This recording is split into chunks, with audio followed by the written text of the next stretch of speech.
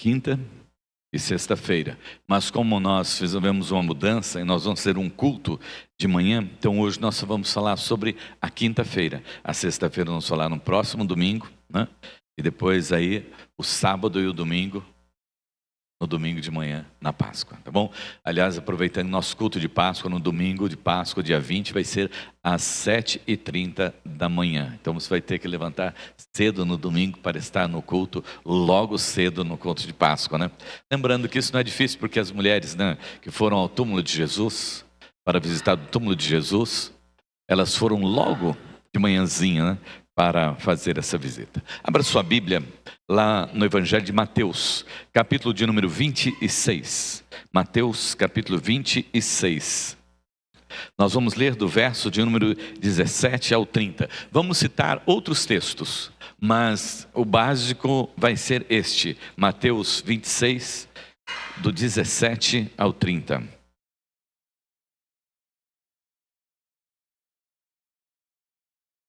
Mateus 26, do 17 ao 30. Assim está registrado na palavra do Senhor, o nosso Deus.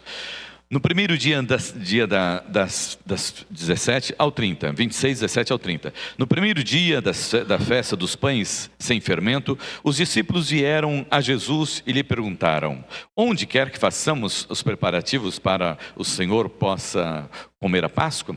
E ele lhes respondeu: vão até a cidade, procurem certo homem e digam: o mestre diz, o meu tempo está próximo e na sua casa que celebrarei a Páscoa com os meus discípulos. E eles fizeram como Jesus lhes havia ordenado e prepararam a Páscoa. Ao cair da tarde, Jesus pôs-se à mesa com os 12 discípulos. E enquanto comiam, Jesus disse: em verdade lhes digo que um de vocês vai me trair. E eles, muito entristecidos, começaram um por um a perguntar-lhe: por acaso seria eu, Senhor? Jesus respondeu: o que come comigo, põe a mão no prato, esse vai me trair. O Filho do Homem vai, como está escrito, a seu respeito, mas ai daqueles por quem o Filho do Homem está sendo traído. Melhor seria para ele se nunca tivesse nascido. Então Judas, que o traía, perguntou: por acaso sou eu, mestre? Jesus respondeu: você acabou de dizer isso. Enquanto comiam, Jesus pegou o pão e, abençoando-o, partiu e deu aos seus discípulos, dizendo: tomem, comam, este é o meu corpo. A seguir, Jesus pegou o cálice e, tendo dado graças, o deu aos seus discípulos, dizendo: bebam todos vocês dele, porque isso é o meu sangue, o sangue da aliança derramado em favor de muitos para a remissão de pecados. E digo a vocês que desta hora em diante nunca mais bebereis deste fruto da videira, até aquele dia em que beberei com vocês o vinho novo no reino de meu Pai. E tendo cantado um hino, saíram para o Monte das Oliveiras. Amém. Pai, fala conosco segundo o Senhor quer nos falar nessa noite e edifica-nos, Pai, através da Tua palavra, em nome de Jesus. Amém, amém. Amados, a quinta-feira de Jesus foi uma quinta-feira muito atribulada também, de muita atividade, de muitos ensinos, né? Ele pediu para os discípulos que preparassem ali a Páscoa, que eles iam celebrar a Páscoa judaica, mas ao mesmo tempo ele já instituiu a ceia também, né? Ele celebrou já a nova aliança que ia se cumprir na vida dele. Na sequência, ele fez um discurso de despedida, predisse, né, que Pedro iria negá-lo. Viu Judas deixar a mesa e sair para ir ao encontro daqueles com os quais ele tinha combinado de trair Jesus. Ensinou algumas práticas aos seus seguidores e mais tarde, depois lá no Getsêmani, ele agonizou profundamente até a morte, né? Ao ponto do seu suor se transformar em gotas de sangue, porque ele sabia que ele estava diante daquele momento mais difícil da sua vida, de entregar a sua vida por amor a nós, de levar sobre si os meus pecados, os seus pecados, e de ser colocado lá naquela cruz. Lembrando que Jesus era o Filho de Deus, mas ele também era 100% homem, ele sentia as mesmas dores que nós sentimos, né? Passou por muitas tribulações, por muitas provações, né? E sentiu tudo isso como um ser humano sente. E nós vamos hoje, falando sobre a quinta-feira, a primeira coisa que aconteceu nessa quinta-feira foi quando Jesus, do verso 16 até o verso de número 19, Jesus pede para que os seus discípulos preparem para que eles possam celebrar a Páscoa, né? E Jesus instrui então dois dos seus discípulos, né, Pedro e João, que garantisse um espaço no cenáculo, né, mobiliado, e assim eles iam celebrar a ceia do Senhor, a Páscoa. E eles foram e encontraram exatamente como Jesus tinha dito para eles que eles iriam encontrar. Certamente Jesus já tinha deixado aquele local mais ou menos preparado, dito: olha, prepara aí que nós vamos passar esse tempo aí com vocês. Vamos celebrar a Páscoa na sua casa, né? E nós sabemos, para o Antigo Testamento, o que existia como celebração da Páscoa era o cordeiro assado, né? As ervas amargas, o pão sem fermento ou um pão asmo, né? E o cálice de vinho. Estaria ali sobre a mesa que esses elementos eles utilizariam. Isso nós vamos encontrar lá em Êxodo capítulo 12, o verso 7, né? 12, 13, 22 e 28. Somente Mateus fez um registro, amados irmãos, quando falou a respeito disso, dizendo o seguinte, né?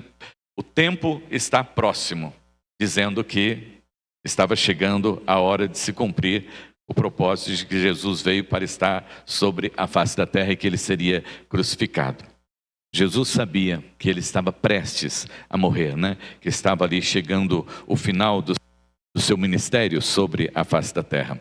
Porém, Jesus também estava dizendo que era a hora do sacrifício do Cordeiro Pascal, né? Aquele que ia expiar o pecado do mundo todo. E de acordo com os regulamentos, né, as normas do Antigo Testamento, Deuteronômio 16, versículos 5 e 6, a Páscoa deveria ser celebrada dentro dos limites da cidade de Jerusalém. Então Jesus não poderia agir de forma diferente. Ele fez exatamente como era para se fazer, porque ele estava de olho para que ele não fosse pego, né, por aqueles que queriam pegá-lo em alguma falha sua ali. E quando ele estava ali para celebrar a Páscoa, falando a respeito da Páscoa no Antigo Testamento, né, da saída do povo lá do Egito, certamente ele compartilhou esse momento, ele lembrou esse momento com os discípulos, mas também, amados irmãos, ele celebrou a nova aliança ali. Certamente que os discípulos, como eles já estavam, né, vivendo ali com Jesus, aguardando tudo e ouvindo tudo que Jesus estava dizendo, mas muitas coisas eles não conseguiam compreender ainda. E uma delas foi exatamente quando Jesus, neste momento da celebração da Páscoa, ele, né, diz: olha, este é o meu corpo, este é o meu sangue. Mas eles estavam ali e participaram da ceia com o Senhor. Esse cenáculo que foi arrumado lá para Jesus, né? Nós precisamos, só para entendermos, eles com certeza, era uma mesa dessa que nós temos em casa, lá mesa de centro, então é baixa, almofada, né, em formato de U ao redor dela. Na cabeceira certamente estava Jesus ali, né? Do lado de Jesus, segundo o Evangelho de João registra lá em 13, 23, 25, que, né, se inclinava sobre o corpo de Jesus.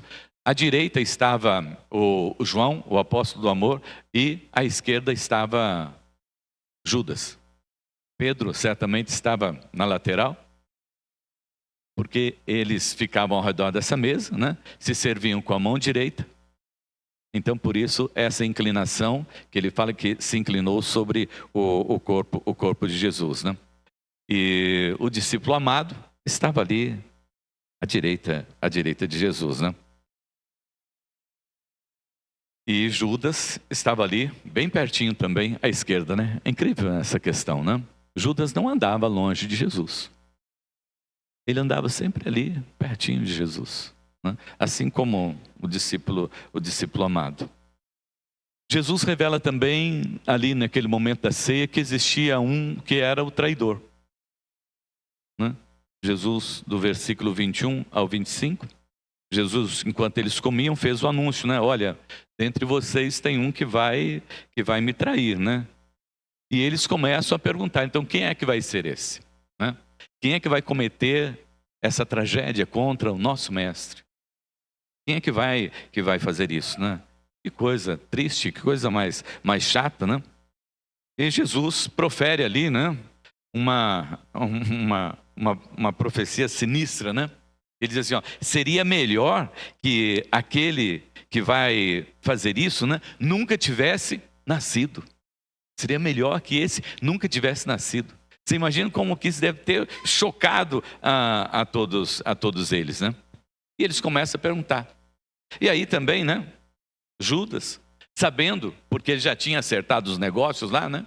Ele já tinha estado tudo certo já no seu coração, e com os homens também ele estava tudo acertado, né? Aí ele, cinicamente, ele pergunta para Jesus, né? Ô Jesus, será que sou eu? Aí Jesus falou assim, ó, é como você diz. Você que está dizendo isso. E ali estava, amados irmãos, aquela preocupação de quem era o maior. Quem era o maior de todos, né? E aí Jesus, rapidamente, né, coloca um fim nessa discussão, trazendo o argumento de que aqui na terra funciona de um jeito, mas no reino dos céus é diferente. No reino dos céus, o maior serve o menor. No reino dos céus, todos foram chamados para o serviço. Ninguém foi chamado para ser servido, mas todos para servir ao Senhor, né? E aí então, do verso de número 26 até o 30, Jesus celebra a nova aliança, né? E os discípulos não entendem muito bem, mas estão ali na caminhada, do 29, do 27 ao 29, né?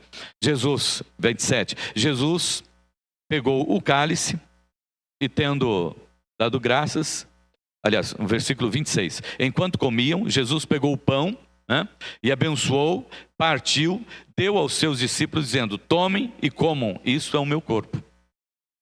A seguir, Jesus pegou o cálice e tendo dado graças, o deu aos seus discípulos dizendo, bebam todos dele, porque este é o meu sangue, o sangue da nova aliança. Então Jesus aqui celebra a Páscoa com os seus discípulos.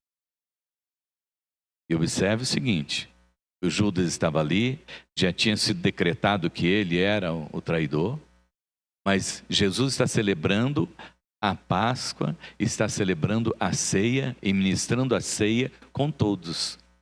Jesus está dizendo que ele veio e ele morreu por todos. Aqueles discípulos que estavam ali. Aqueles que se manteriam firmes, se ausentariam no momento da dificuldade, né? Que eles todos foram se esconder com medo, né? Mas estava ali aquele que ia negá-lo, que era Pedro, e estava ali também aquele que ia traí-lo, Judas. Mas Jesus ministra a ceia para todos os discípulos, compartilha com a ceia, todos os discípulos compartilha a sua Páscoa com todos eles. E em seguida, como tinha essa questão que eles sempre estavam discutindo, né, sobre quem era o maior, quem era o menor, Jesus agora pega a toalha e decide lavar os pés aos seus discípulos. João 13, de 3 a 11. Né? Jesus decide lavar os pés dos seus discípulos depois que ele celebra a ceia. E também, né, Jesus vai e lava o pé de um por um. Lava os pés de um por um. E como sempre tem um que é mais, né, atrevido nas coisas, né? Sempre tem um que é mais questionador, né? Tem alguém que diz assim, né, Nicolas? Tem sempre alguém que tem uma pergunta a mais para fazer, né? Pedro chega e fala, Jesus, o senhor não vai lavar o meu pé. Não, de jeito nenhum. Eu é que vou lavar os pés do senhor. Eu que vou lavar os pés do senhor. O senhor não, de jeito nenhum, jamais. Aí Jesus disse para Pedro, é o seguinte, se eu não lavar os seus pés, você não vai ter parte comigo. Ele falou, opa, então pera então não só os pés, lava já o corpo inteiro. Lava o corpo inteiro. Né? Era o extremo, o exagero, né? Aí Jesus fala para ele assim: olha, nem todos entre vós estão limpos, mas aqueles que estão limpos só devem lavar os pés. Jesus estava se referindo a Judas, que eles estavam limpos, mas Judas não estava. Nem todos estão limpos, afirmou Jesus. E depois deste momento, amados irmãos, Judas se retira do grupo. João registra isso lá em João 13, 27 a 30, né? Que depois disso, Judas se separou do grupo. E aí então, Jesus continua com o seu discurso lá no cenáculo, seu discurso de despedida, no capítulo 13 e 14, né? Do Evangelho de João. Demonstra que Jesus, tendo lavado os pés dos discípulos, né, dando essa grande lição de humildade e serviço para todos eles, né, que todos devem servir uns aos outros, e deveriam proceder da mesma maneira os discípulos, em vez de ficarem disputando entre si qual era o maior, qual era o mais importante entre eles. E a partir desse momento, Jesus se angustia, Jesus se entristece, né, e fala para eles sobre o mandamento do amor, porque essa era a preocupação de Jesus com os seus discípulos. Porque eles eram limitados. Jesus estava sempre querendo que eles estivessem um pouco melhor, né? Fosse um pouco melhor. E é o que Ele espera de cada um de nós também, né? Que nós, ouvindo a palavra do Senhor, nós nos tornemos melhores a cada dia. Então, Jesus fala para eles a respeito do seu amor. E depois está registrado o seguinte, né, que eles entoaram um cântico e saíram do cenáculo. E foram para o Getsêmani. Aí sempre foi perguntado, né, qual cântico será que Jesus entoou? Né? Como o nosso inário, né, do Antigo Testamento é o livro de Salmos, provavelmente, né? E como ele estava próximo da sua morte, provavelmente ele tenha cantado junto com os seus discípulos, se alegrado junto com os seus discípulos. Abra comigo lá no Salmo 118.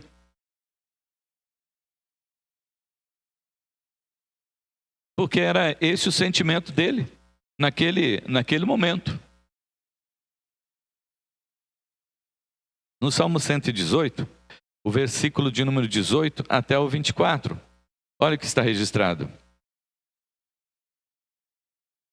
O Senhor me castigou severamente, mas não me entregou à morte. Abram as portas da justiça para mim, entrarei por elas e darei graças ao Senhor. Esta é a porta do Senhor, por ela entrarão os justos. Graças te dou porque me escutaste e foste minha salvação. A pedra que os construtores rejeitaram, essa veio a ser a pedra angular. Isso procede do Senhor e é maravilhoso aos nossos olhos. Jesus está falando a respeito da pedra angular, que era exatamente ele, que foi rejeitado por todos, né? Depois, amados irmãos, deste momento, ele sai então, né? E no capítulo 15 até o 17 lá do Evangelho de João, Jesus vai fazer a oração sacerdotal, né?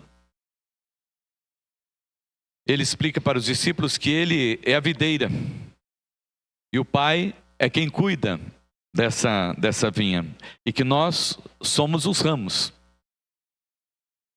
né? O Senhor, nosso Deus, é a videira, nós somos os ramos e o Pai é o viticultor. E ele diz o seguinte, né? Que o viticultor corta os ramos infrutíferos. Se nós olharmos aqui para o texto, dentro do contexto que nós estamos, teve um que foi cortado. Judas foi cortado do grupo, foi tirado do grupo. Mas ele diz, né, que o viticultor também limpa para que possa produzir mais frutos ainda, aqueles que estão ligados, aqueles que estão firmes, aqueles que estão buscando, aqueles que estão de acordo com a vontade do Pai. Elim para que produza mais frutos. Isso ele estava falando a respeito dos discípulos, que eles iriam crescer muito no conhecimento da palavra, iriam passar por muitas tribulações, iriam passar por duras lutas, mas que eles deveriam permanecerem fiéis ao Senhor, nosso Deus.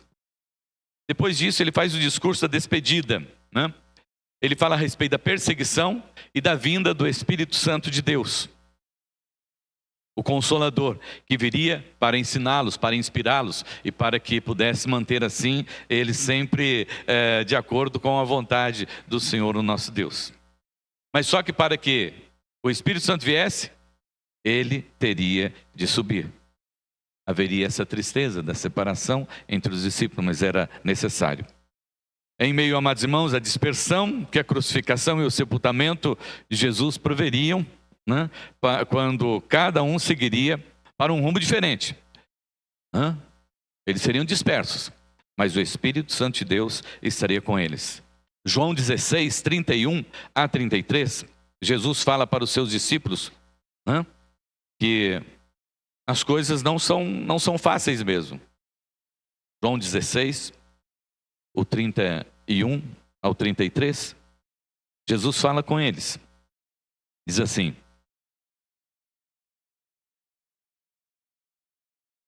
vocês creem agora? Eis que a hora já chegou, em que vocês serão dispersos, cada um para a sua casa, e vocês me deixarão sozinho. Mas não estou sozinho, porque o Pai está comigo. Falei essas coisas para que em mim vocês tenham paz. No mundo vocês passam por aflições, mas tenham coragem, eu venci o mundo. Então Jesus estava alertando eles: olha, caminhada não vai ser fácil. Depois disso, no capítulo 17, Jesus faz a oração sacerdotal. A oração sacerdotal, Jesus divide em 3 partes. Na primeira parte, né, lá João 17, 1 a 5, Jesus, né, orou por ele mesmo. Pediu ao Pai por ele mesmo. Do versículo de número 6 ao 19, ele orou pelos seus discípulos. E depois do 20 até o 26, ele orou pelos seus futuros discípulos. Ele orou por todos nós. A oração sacerdotal, essa oração maravilhosa, né? E antes da prisão, Jesus ainda teria dito várias instruções, né, práticas para eles. E ali no jardim do Getsêmani, que foi o lugar mais difícil para Jesus estar e suportar antes da prisão, né? Lá em Mateus 26, 36 a 46 e também em Marcos, nos dão alguns detalhes de como foi aquela estadia com o Senhor enquanto ele lutava ali em oração. Pedro, Tiago e João lutavam ali junto com ele. Os 3 companheiros de oração. Foram privilegiados? Sim. Né? Eram mais especiais do que os outros para Jesus? Se você me perguntar, eu não sei dizer, né, se eles eram mais especiais para Jesus. Eu sei que quando você canta a musiquinha para as crianças lá, Pedro, Tiago e João no barquinho, né? Estão sempre os 3, né, juntos aí com Jesus. E Jesus leva os 3 lá para o monte Getsêmani para orar com ele. Jesus botou fé neles, né? Eles também colocavam a fé em Jesus, né? Jesus abre o coração para eles. Interessante isso aqui, né? Jesus levou os 3 e abriu o coração só para os 3. Jesus disse para ele lá em Marcos capítulo 14, versos 34 e 36, a minha alma está profundamente triste a ponto de morrer. Olha, Jesus dizer isso para os seus discípulos é sinal de que ele realmente os tinha, né, em uma grande consideração. Porque se fosse qualquer um de nós aqui, né? Ô Jesus, se o Senhor está assim, imagina eu então. Se a coisa está ruim para o senhor, e se o senhor está dizendo que a coisa está pesada para o senhor, então imagina comigo, então como que a coisa está feia? Né? Como que as coisas estão difíceis? Se o senhor não está suportando, imagine nós então. Mas eles ouviram a Jesus. E Jesus disse para eles assim: olha, eu vou ali orar, mas vocês fiquem aqui e vigiem. E vigiem. Jesus sabia que o sono ia chegar, que o sono ia bater. Jesus sabia que eles não iam suportar. Jesus mais à frente, né, clama: Abba, Pai, né? E se é possível, passa de mim esse cálice, né? Afasta de mim esse cálice, contudo que não seja a minha vontade, mas a sua. Ele está sozinho. Ele e o Pai, ali conversando. Imagine a dor, imagine a tristeza no seu coração. Naquela hora sombria em que ele sabia o que estava para acontecer. Eu não sei se você já passou por uma situação assim, quando você chega naquele momento ali crucial que vai acontecer mesmo e não tem jeito. Como disse Jó, o que eu temia me aconteceu. Os discípulos ali junto de Jesus, Jesus perante o Pai, sabendo daquilo que ele ia passar, o sofrimento. Não sei se você já passou por isso. Você sua sem fazer nada. O suor desce, escorre, sem você fazer exercício nenhum. Seu coração dispara. E não tem o que possa fazer você ficar calmo, você se acalmar. Esse era o momento de Jesus. Mas Jesus se submete à vontade do Pai. Ele passa por esse momento, uma submissão à vontade do Pai. A submissão, muitas vezes, é dolorosa.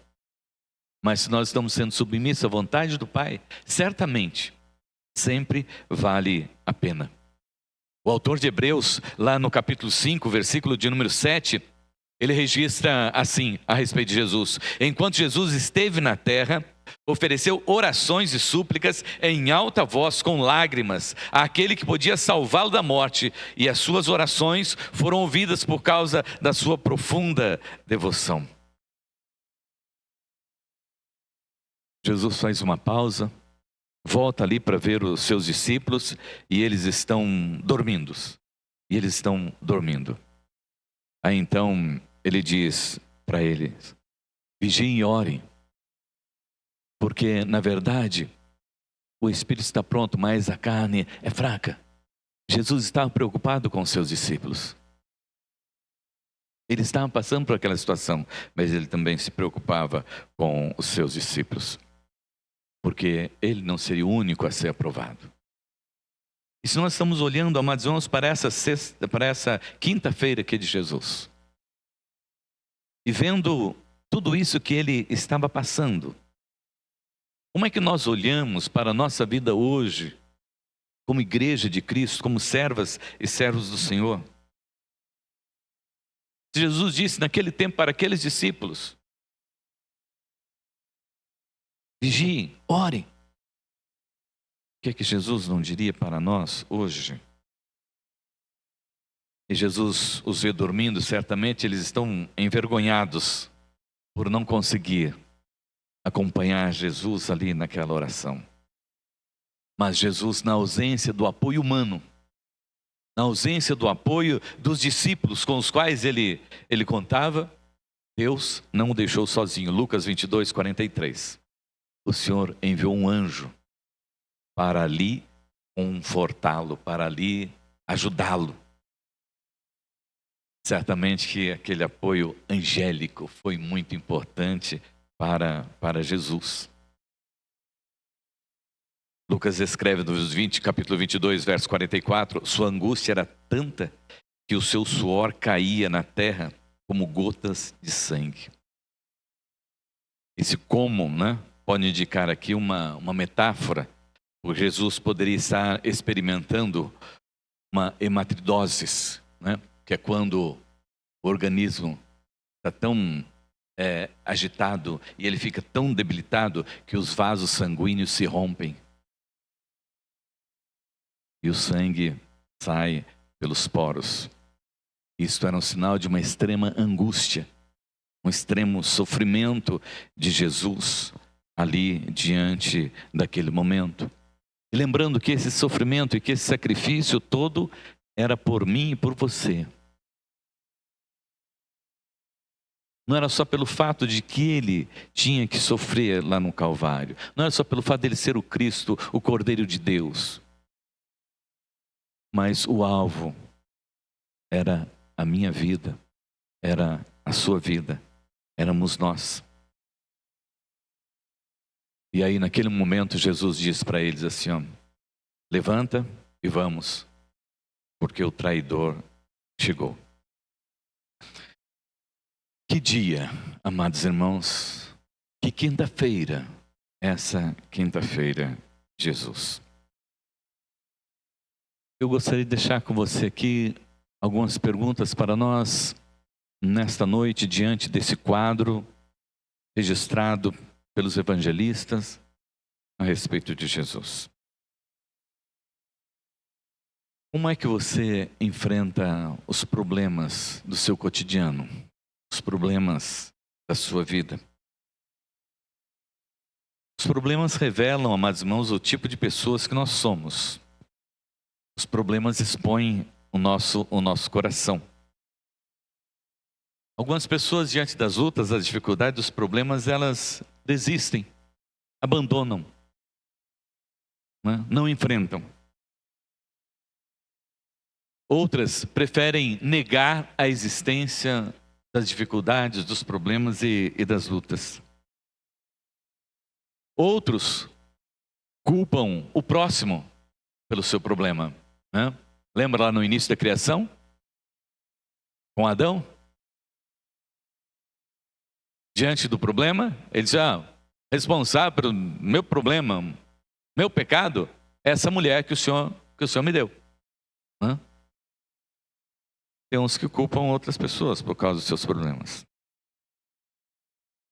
Algumas pessoas, tendo orado e se preparado pela palavra na oração, se levantam, enfrentam os problemas com coragem, com ânimo, com fé.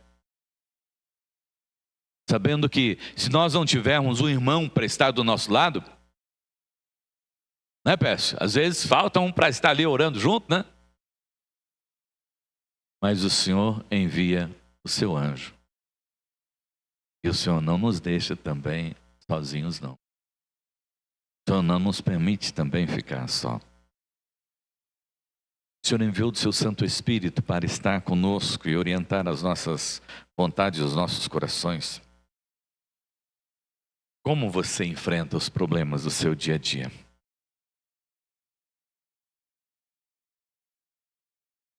Reflita sobre essa última quinta-feira de Jesus. Ceia, preparação da ceia, celebração da Páscoa do Senhor. A oração de Jesus por mim, por você, por nós. Lá no Getsêmani, esse momento difícil pelo qual ele passou. Mas ele confiou unicamente na vontade do Pai. E ele disse, seja feita a sua vontade e não a minha. Você está disposto na sua vida a dizer como Jesus? Pai, seja feita a sua vontade e não a minha? Você está disposto a deixar todos os seus sonhos, todos os seus desejos e dizer, seja feita a sua vontade e não a minha? Quantos planos você tem? Quantos sonhos você tem? Você está disposto a dizer como Jesus na quinta-feira pela qual ele passou? E dizer para o Pai, seja feita a sua vontade e não a minha? Esse amor de Deus, esse sofrimento de Cristo, algum dia lhe constrangeu? Algum dia lhe constrangeu esse sofrimento de Cristo Jesus por amor a você? Essas lágrimas, esse suor de Cristo Jesus, algum dia te constrangeu e você disse, Senhor, Foi por mim. Foi por mim, Senhor. E eu peço perdão por aquilo que eu sou, por aquilo que eu tenho feito, pela maneira como eu tenho me conduzido. Eu peço perdão, porque eu tenho orado, mas não tenho permitido que seja feita a sua vontade. Eu sempre quero que permaneça a minha vontade, os meus desejos. Jesus orou por nós esta oração poderosa, a oração mais poderosa feita sobre a face da terra. Jesus se submeteu à vontade do Pai para que se cumprisse nele o amor do Pai, que estava presente também na sua vida, no seu coração. Eu não sei como você se encontra neste dia. Jesus se entregou por amor a você. Você está disposto a se entregar por amor a Ele? Você está disposto a dizer: Senhor, o meu trabalho não é meu, é do Senhor. Por isso, eu faço para o louvor da sua glória aquilo que eu faço.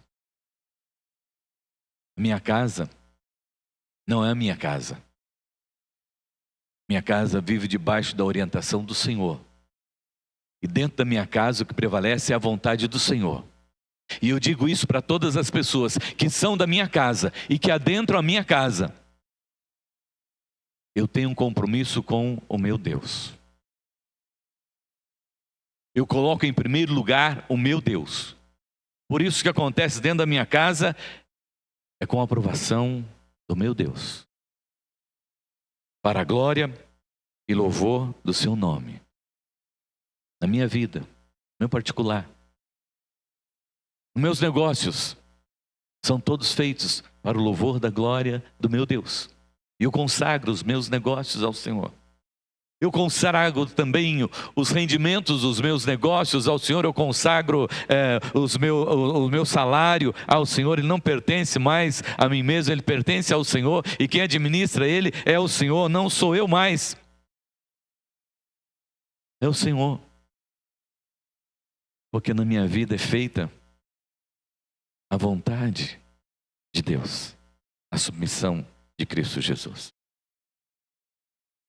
Eu não sei como você está vivendo. Dá uma paradinha. Volte-se para Jesus. Aprenda a se submeter à vontade do Pai. Leia mais a palavra do Senhor, nosso Deus. Ore um pouco mais, como Jesus disse.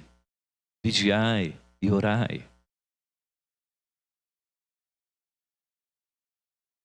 Se coloque mais debaixo desse grande amor de Deus, desse grande cuidado de Deus. Não tenha medo de dizer: Senhor, infelizmente eu sou um crente carnal, porque eu tenho orado. Mas vou dizer uma coisa para o Senhor: eu não sinto nada quando eu estou orando. Eu não sinto nada quando eu estou orando. Para mim, orar e conversar com alguém é a mesma coisa, não faz diferença nenhuma. Eu tenho orado simplesmente porque disseram que eu tenho que orar. Chegue para Deus e diga: Senhor, eu preciso que o Senhor realmente sopre do teu Santo Espírito sobre a minha vida. Eu preciso do teu Santo Espírito na minha vida. Eu preciso sentir da sua presença na minha vida. Porque só através, amados, do Espírito Santo de Deus, que nós vamos sentir essa graça maravilhosa, esse amor glorioso de Deus, essa força e esse poder para enfrentarmos as lutas do dia a dia e permanecermos firmes no Senhor, e assim o Senhor seja exaltado e glorificado através das nossas vidas. E você possa levar. Primeiro sentir, né? Você possa sentir esse grande amor de Deus, esse sofrimento de Cristo, essa submissão de Jesus por causa da sua vida. E você possa levar essa mensagem para aqueles que precisam de uma mensagem de salvação, libertação. de consagração, de renúncia a este mundo, para herdar a salvação e a vida eterna. Feche teus olhos. Feche seus olhos por um momento. Você está ali naquela quinta-feira,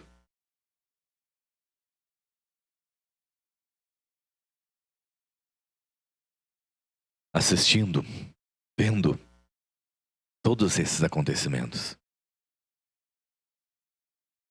Seu coração se move por causa do amor de Deus apresentado em Cristo Jesus? Seu coração se comove diante do sofrimento de Cristo Jesus? Ou para você não está acontecendo nada, você não está vendo nada? Ou talvez você esteja até na pessoa do inimigo, dizendo, ele merece mesmo esse sofrimento. Ele merece passar por isso. Eu não estou nem aí com o sofrimento dele.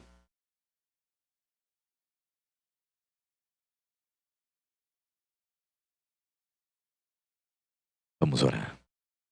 Senhor, os nossos ouvidos ouviram, os nossos pensamentos contemplaram a sua quinta-feira. E nós estamos aqui, Senhor, entristecidos, porque muitas vezes, Pai, não temos tido a coragem de dizer como o Senhor disse por nós. Seja feita a sua vontade, assim na terra como no céu. Perdoa, Senhor meu Deus, os nossos pecados. Perdoa, Senhor meu Deus, as nossas faltas. Perdoa, Senhor meu Deus, as nossas falhas, Senhor. E, ó Deus, vem e sopra sobre nós o Teu Santo Espírito novamente, Senhor. Vem, Senhor meu Deus, e faz de novo, Senhor. Ó Deus Todo-Poderoso, vem, Senhor meu Deus, e aviva novamente a sua igreja, Pai. Vem, Senhor meu Deus, e aviva novamente o seu povo, Senhor. Vem, Senhor meu Deus, e tira-nos, Pai, dessa igreja carnal, dessa igreja, Senhor meu Deus, sem sentimento, dessa igreja, Senhor meu Deus, sem fervor, dessa igreja sem o fogo e sem a ação do Espírito Santo de Deus, Pai. Tira-nos, ó Deus, desse marasmo, Senhor, e sopra sobre nós o Teu Santo Espírito, e enche-nos, ó Deus, o Teu Santo Espírito, Senhor, e enche-nos, ó Deus, a Sua graça, do Seu amor, da Sua misericórdia, enche-nos, ó Deus, a Sua palavra, Senhor, e faz transbordar, ó Deus, os nossos corações, Senhor, do Teu amor, Senhor, da Sua graça e da Sua misericórdia, Pai, nós oramos, em nome de Jesus, Senhor. Ó Deus Todo-Poderoso, eis-nos aqui, Senhor, e que seja feito, ó Deus, em nós, a Sua vontade, para o louvor da Sua glória. E para a glória do Seu nome, Pai, em Cristo Jesus. Amém, amém, amém. Como